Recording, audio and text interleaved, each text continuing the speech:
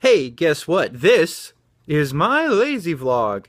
And because I'm a nerd on this lazy vlog, and I say that with pride, you don't have to get like upset at me if you share my nerd vernacular talent person ideal things.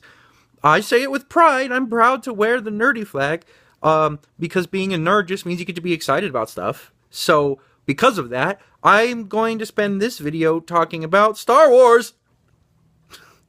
So, the other day I was watching Empire Strikes Back, and I had a thinky moment.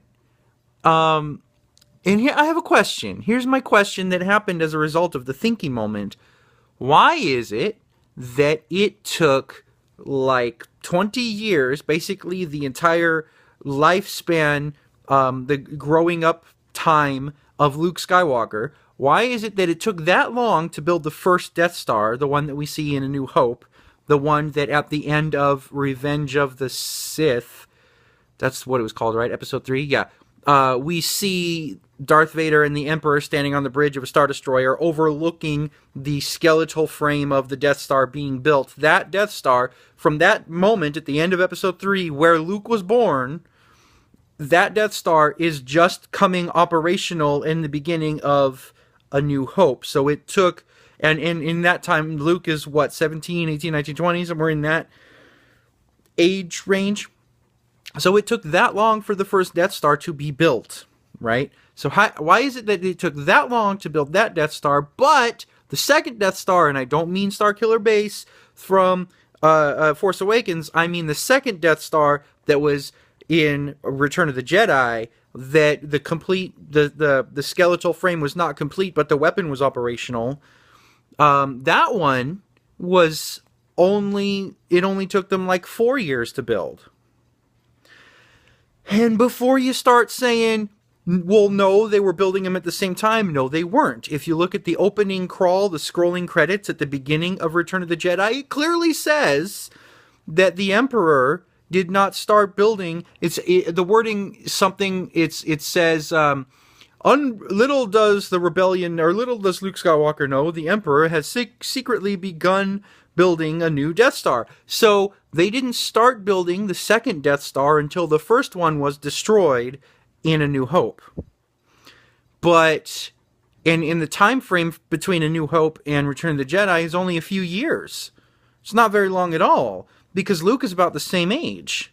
Going by the life of Luke Skywalker, he was a baby when they started the first one. He was an adult when they destroyed the first one, and he was still an adult, roughly the same age, when they destroyed the second one. And to take it a step further, like this really does go to show the ruthlessness of Darth Vader, because at the beginning of Jedi, at the beginning of Jedi, when Vader appears on the Death Star and he's talking to the general guy, the Emperor and I, we are displeased at your apparent lack of progress. They've done in 4 years what you previously did in 20 years, and you're upset that they're apparent lack of progress. Come on, man, they're 16 years ahead of schedule. And you can say, yeah, well, they made the weapon operational first, and they just had to complete their priorities rearranged. And then, that makes sense. The weapon was operational first, and they had to, the skeletal structure of it had to be completed later, and that wasn't complete.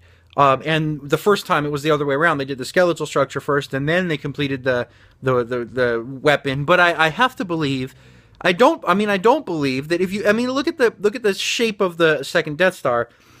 Based on how much work they must have already done, I really don't believe that it was going to take them another 16 years to finish those little corner sections. So, I don't know. I posted this question on Facebook, and I had people telling me the best answers were union labor. They hired contractors, which, that's funny. But I went and I looked online because I was a little curious to see, and I found a bunch of videos and sources and things talking about this. And I'm not the first person to think about this. There's a lot of other people thinking about it too. One guy made this really long video where he starts citing EU sources to explain the things. And he also They came to the conclusion that most likely it is just a plot hole for scripting purposes, for the story, that there really is no actual explanation. It's just a plot hole. And that's fine, people. There's nothing wrong with plot holes.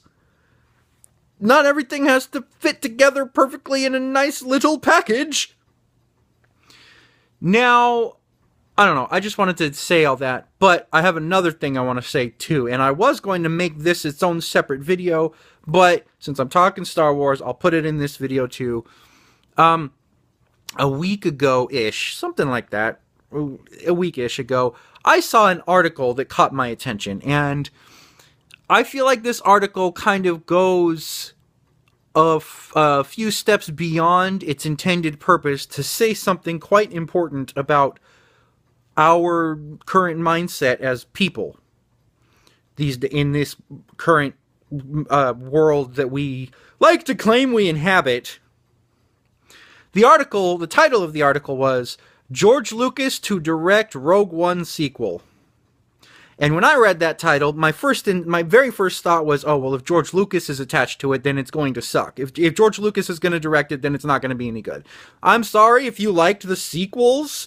That means we can't be friends anymore. I'm legitimately sorry. Like, you're a terrible person. I'm kidding! That was a joke! We can still be friends, even though we completely disagree on the quality of the sequels, because I hated them! And I'll never forgive you! No, I'm kidding. That's cool. We can still be friends, even if you're wrong! Whatever. The sequels were not good, and they were all directed by Lucas. So my first thought, if George Lucas is directing the Rogue One sequel, it's going to suck.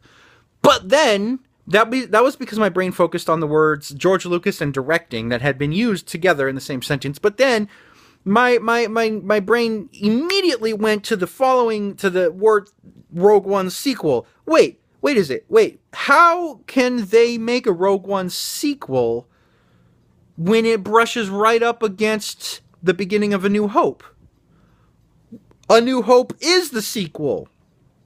It already has a sequel, and it's A New Hope, and it was made a long time ago in a galaxy far, far away.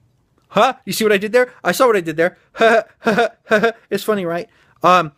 So that was my thought processes. Just from reading the title, I was able to figure out the joke of the article, and that was the joke of the article. So I went into the article already knowing that that's what it was, and I read it, and I laughed my way through it because it talks about how George Lucas is going to introduce the world to the new characters Luke Skywalker, Princess Leia, and Han Solo, and it's set for a release date of 1978.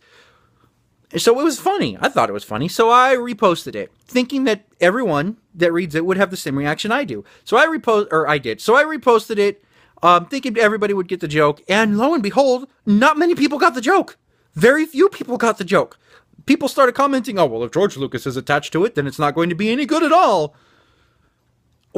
And then some people were like, well, maybe we'll give it a chance and see what happens. It was like, wait, hold up. Did you read the article?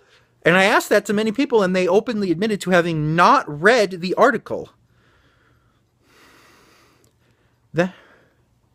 Sorry, this just caught my attention in my screen right there. I'm getting too many DVDs for this shelf, and that has to start. Anyways, sorry, I'm getting off. Distraction. What was I saying? Oh, yeah. People that were openly admitting to having not actually read the article. And I'm like, wait, no, you gotta read the article. And then they read the article, and then they come back with, oh, you're right, I should have read the article before I started talking because it was actually a pretty funny joke. I actually ended up getting into it with somebody over the validity of this article as a joke, as a satire, because that's exactly it. We as a people, and this proves it, have a tendency to just read the article and overreact and then comment in outrage based on our lack of information due to overreacting, based on the lack of information that we have for not actually reading the article.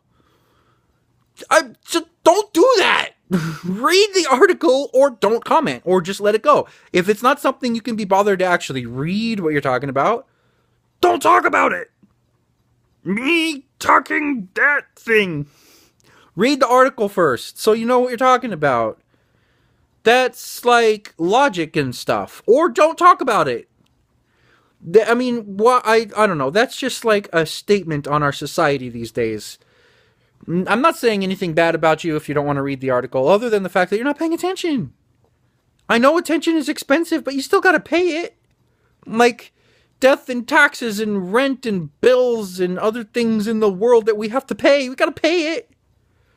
I don't know. I'm not gonna sit here and psychocritical analyze the things of the world in the status of the times being now. That wasn't my intended ideal for this video. I just wanted to point out a little thing that maybe will make us feel a way about stuff. And on that note, I'm gonna go. Hey, guess what? I promise I won't. This may or may not happen again. That's right. I promise I may or may not do this again. I'm consistent. Hey, guess what? This is my lazy vlog.